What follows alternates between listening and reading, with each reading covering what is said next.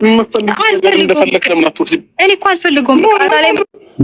አብርሃም እኮ ጅል ነው። እውነቱ ለመናገር አብርሃም ጅል ነው። በቃ ስለ ንብረት ነው እንዴት ጻፈ እዚህ ላይ ይላል እና ስለምን ይጻፍልህ እዚህ እኔ እኮ በጣም የሚገርመኝ ነገር የፍቅር ደብዳቤ ነው ወይ የፈለከው?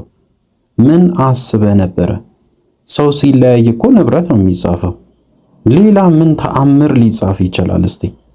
እስቲ አዲስ ከሆናችሁ ሰብስክራይብ አድርጉ። በተለይ አዲስ ከሆናችሁ የአብርሃምና የሩታን ታሪክ ያላያችሁ ሰዎች አንድ ቪዲዮ እያዘጋጀው ስለሆነ በአጭሩ አድርጌ በተለይ ስንት ዓመት ሙሉ ያሳለፉትን ከመጀመሪያው ጀምሮ እንዴት እንደተዋወቁ ሩታ ያኔ እንዴት እንደነበረች አብርሃም ምን እንደነበረ ሁሉንም ነገር በአንድ ወይም በሁለት ደቂቃ መሃል በደንብ አድርጌ አሪፍ ቪዲዮ እያዘጋጀው ነው። በደንብ አሳያችኋለሁ። ስለዚህ ከወዲሁ ሰብስክራይብ አድርጉ። አዲስ ካልሆናችሁ ያው ቪዲዮአችን ላይክ አድርጉ። ሐሳብ አስተያየታችሁን ኮሜንት ስራ አስቀምጡልን። እስቲ ወደ ዛሬ ጉዳይ እንግባ። ምን እንደሚለው አንብቢው። አነበብኩት እና ታዲያ ምን አመጣው? በቃ ማለት እንግዲህ አስቡት ጋይስ፣ ትላንትና አብርሃም ምን እንደነበረ እናውቃለን። ሩታ ምን እንደምትፈልግ እናውቃለን። ሁሉም ነገር እኮ ሁላችን እናውቃለን። ዛሬ ላይ የፈለገውን ያክል እንግዲህ እንደፈለገ ጨፍሮ መጥቶ ምንድነው የሚለው ይሄ ነገር ብሎ ሲጠይቅ አያሳፍርም? አንዳንዴ እኮ አብርሃም ምን አይነት ጭንቅላት እንዳለው ነው የማይገባኝ። አብርሃም ኧረ ወደ ራስ ተመለስ እባክን፣ ልጅ አቱን ሕፃን አቱን። ፈረንጁን ተመልከት። ፈረንጁ ባይዚ በእድሜ በጣም ያንሳል። ወደ 19 20 ዓመቱ ነው፣ ገና 19 ዓመቱ መሰለኝ። ግን አስተሳሰቡ እጅግ የበሰለ ሩታን እኮ አይመጥንም አብርሃም። የእውነቴን ነው የምላችሁ፣ ሩታን ጫፏን እንኳን አይደርስም። በቃ ጅል ታውቃላችሁ፣ ጅል ተመልከቱ እኮ እና ያወራለሁ። ወረቀት ለንብረት ብለሽ ነው እኔን በዚህ ልክ ለማስፈረም ምናምን እንትን እያልሻለሽ? እኔ እሱንም አልፈልገውም ነገር እና ለምንድን ነው ታዲያ ፊርማው እኮ የሚያስፈልገው? አንደኛ እንዲፋቱ ነው፣ ሁለተኛ ንብረት በእኩል እንዲካፈል ነው። ይሄ እኮ ህጉም ያስገድዳል። እኔ አልፈልግም ብትል እንኳን ለልጇ ተብሎ ይሰጣል ግዴታ ማለት ነው። አብርሃምም ንብረቱን ልትወርሰው ፈልገ ነበረ እንዴ? ምን አስበ ነው? ንብረት በቃ ንብረት ነው የጠየቀችው። ስለዚህ ምንድነው? ምንም አዲስ ነገር የለም። ባልና ሚስት ሲፋቱ በቃ እንደዛ እኮ ነው። ፍቅር የሚባል ነገር ስላለቀ ወደ ንብረት ይገባል። ይሄ ደግሞ ማንም ኢትዮጵያ ውስጥ በተለይ የሚኖር ሰው ሁሉም ሰው ያውቃል። ለንብረት እንዴ አንዳንዱ እኮ ገና ለገና ለንብረት ብሎ ሁላ የሚጋባ አለ። እና ትታውን እንድትሄድ ነው ወይስ ምንድነው ሐሳብ? መፈረም ካለብህ ፈርም። መፋታት ማትፈልግ ከሆነ ደግሞ ምክንያት አደርድር። እዚህ ጋር እየመጣ እኛንም አታዝገን። በቃ በጣም ነው የሚያስጠላብህ አብርሃም የምታደርጋቸው ነገሮች።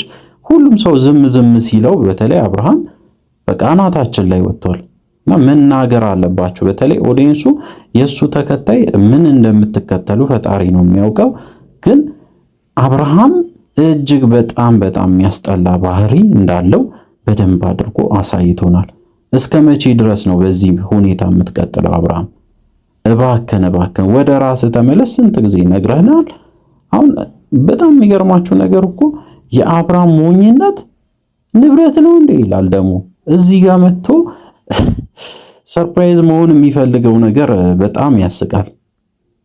ስለዚህ በቃ እኔ ቀድሜ ትቻለሁ። እኔ አልፈልግም፣ ፈርምና ተወኝ።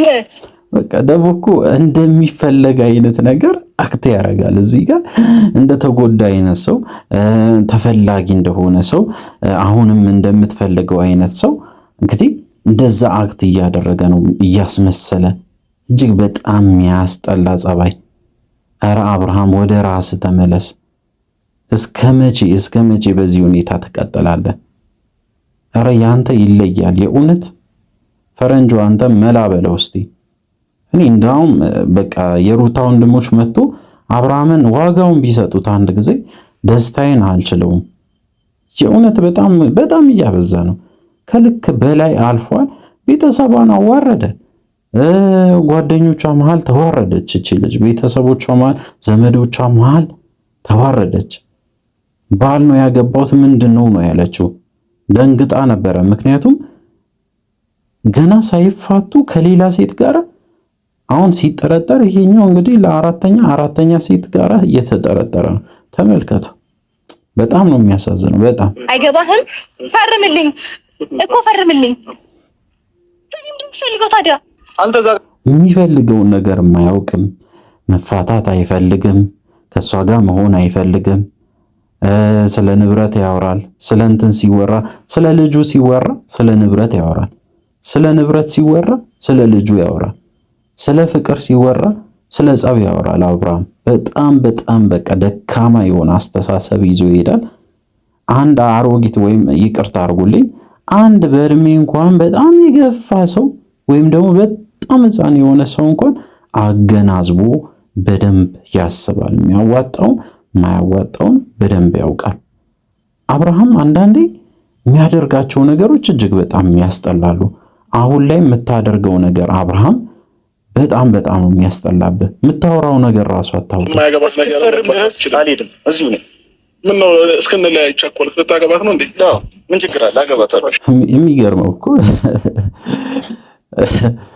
አይ በጣም በቃ አብርሃም በጣም ሕፃን ሆነብን። እስቲ ኦዲየንሱ የአብርሃም ኦዲየንሶች ካላችሁ ኮመንት አድርጉ፣ ሐሳባችሁን እስቲ አስተያየታችሁን ስጡን። ምን አይነት ልጅ ነው አብርሃም? የእውነት የሚያደርገውን ነገር ያውቃል ወይ? አብርሃምን የምትከተሉ ሰዎች አላችሁ አይደል? እዚህ ጋር አብርሃም ምን አይነት ሰው እንደሆነ ለኛ ማስረዳት አለባችሁ። የሩታን ተረድተናል። በደንብ አድርጋ አቋሟን በደንብ እየገለጸች ነው። አብርሃም ግን ምን አይነት አቋም ይዞ ነው የሚንቀሳቀሰው? ምን አይነት ልጅ ነበረ? ወይስ ከቅርብ ጊዜ ወዲህ ነው የተቀየረ እንደዚህ አይነት ጸባይ ያመጣ? ወይስ በፊትም እንደዚህ አይነት ጸባይ ነበረው? በተለይ እኔ ቤተሰቦቹ ራሱ በጣም የሚታዘቡት ይመስለኛል እንደዚህ አይነት ንግግሮችን ሲናገር። በተለይ ጓደኛውን ልታገባት ነው እንዴ ይላል። አሁን በጣም የሚያሳፍር ነገሮችን ተናግሮ እንግዲህ በሱ ቤት ነገሮችን ለመሸሽ ወይም ደግሞ ያው ሩታ ያንን ሐሳብ ትታ የመጣችበትን ጉዳይ ትታ ሌላ ነገር ጭቅጭቅ ውስጥ ገብታ እንግዲህ እነሱን ለማስታረቅ ደፋ ቀና እንድትል ነው። ሌላ ታሪክ ይፈጥራል። ተመልከቱ ምን እንደሚያደርግ። እሱ ነው ፈልገው እኮ አሁን ልትቀጥሽ ለከኝና ማለት ነው። ስለሌላም ሰው መጨነቅ ጀመርክ፣ ስለሚያገባኝ ምናምን አይመለከትም። እሷ እኮ በቃ አያችሁ በደንብ አስተዋይ ሴት መሆኗን ስለሌላ ሰው መጨነቅ ጀመርክ። ስለማያገባው ሰው ጭራሽ ስለሌላ ሰው መጨነቅ ጀመረ። ምንም እኮ አይመለከተውም።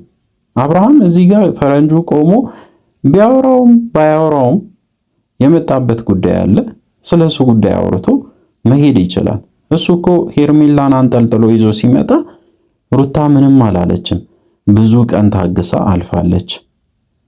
ቀለል አድርጋ የምትፈልገውን ነገር ተናግራ የምትፈልገውን ነገር ጠይቃ ነው የምትሄደው እንጂ ግብ ውስጥ አልገባችም።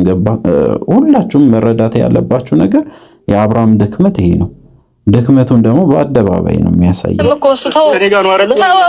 ትዳርህን መጀመሪያ በስርዓት እንጂ አንተ ቆይ አይ አብርሃም በቃ በጣም አሳፋሪ። እንደውም ሩታ ሌላ ወንድ ይዛ ብትመጣ እኔ በዚህ ሰዓት ከጎኗ ነኝ። በእርግጠኝነት ከጎኗ ነው የምሆነው። ምክንያቱም በደንብ እንዲረዳ እንፈልጋለን። አብርሃም መጎዳት ምን እንደሆነ እንድትረዳ ፈልጋለሁ። ሌላ ሴት ጋራ ስትሄድ አንተ ምንም ያልመሰለ እሷ አንድ ነገር ይሄው ፈረንጁ በደንብ የምታውቀው ልጅ ስትጠራጠር እንደዚህ የሚያንገበግብ ከሆነ እውነት ሩታ ነገ አንድ ሰው ይዛ ብትመጣ እኛ እልል እንላለን። ምክንያቱም ያው ሩታ ተጎድታለች። በዚህ አጋጣሚ እንድትቃጠልልን እንድትነድልን ስለምንፈልግ እንኳን ደስ አለ አብርሃም እንላለን በዛን ሰዓት ማለት ነው። አሁን ግን እንደዚህ የሚያንጨረጨረ ነገር እጅግ በጣም ያሳዝናል። ልክ ተወዳጅ ለመሆንም የምትሞክረው ነገር አለ እዚህ አካባቢ ያየው መሰለኝ። እስቲ ተመልከቱ። ይከብድ ወላሽ አሁንም ቢሆን ስነ ስርዓትን ያዝ ንገርሽ ስለ ወረቀት ምናምን ነገር ልትጨቀጭኝ ከሆነ ከዚህ በኋላ እንዳጣሪ። በቃ ኩራቱ በቃ የሌለ ነው። እዚህ ጋር የሚናገረው ነገር እጅግ በጣም ከህይወቴ እንድትወጣ እፈልጋለሁ። እንዴ የራሴን ላይፍ ስኖር ስረጋጋ ደስተኛ ስሆን በዚህ ልክ የሚያንጨረጭርሽ ከሆነ ስረጋጋ የራሱን ላይፍ እየኖረ የራሱን ላይፍ የሚኖር ከሆነ የሰውን ላይፍ እያበላሸ አይደለም። ለምንድን ነው የሷን ህይወት የምታበላሸው?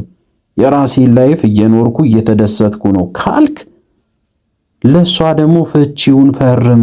ሌላ ነገር አልተጠየቅም። አግባኛ ላለችም እቺ ልጅ አብርሃም ወደ ራስ ተመለስ። የምታረገው ነገር እጅግ በጣም ያስጠላል። ልጅቷ እኮ ልትከስ በዚህ ይሄ ራሱ ትልቅ መረጃ ነው። ሩታ ይሄንን ይዛ ብትሄድ በቃ አለቀለ። በትዳር ላይ ትዳርም መስረተልኛል ብሎ ሸቤ ነው የሚያስገቡ። ይሄ ደግሞ አንድ ሰው አይደለም፣ ለሩታ 1000 ምስክር ሊመጣላት ይችላል። እኔ ራሱ ምስክር ሆናለሁ። ሁላችሁም ማወቅ ያለባችሁ ትዳር ላይ የሚደረጉ ነገሮችን መጥፎ ነገሮችን እንዳትደግፉ በጭራሽ። በሕይወታችሁ የሌላ ሰውም የራሳችሁ ወደ ራሳችሁ ነገር ስለሚመጣ ከወዲሁ ተጠንቀቁ። የሌላውን ሰው ትዳር እንደዚህ ሆኖ ስታዩ በጭራሽ ከደገፋችሁ ወደ እናንተ ሕይወት ስለሚመጣ ጥንቃቄ ብታደርጉ የተሻለ ነው። ይሄ እንግዲህ የኛ መልእክት ነው። አዲስ ከሆናችሁ ሰብስክራይብ ማድረግ እንዳይረሳ። በቀጣይ ቪዲዮ እስከምንገናኝ ድረስ እንግዲህ በያላችሁበት ጤናና ሰላም ይሁንላችሁ።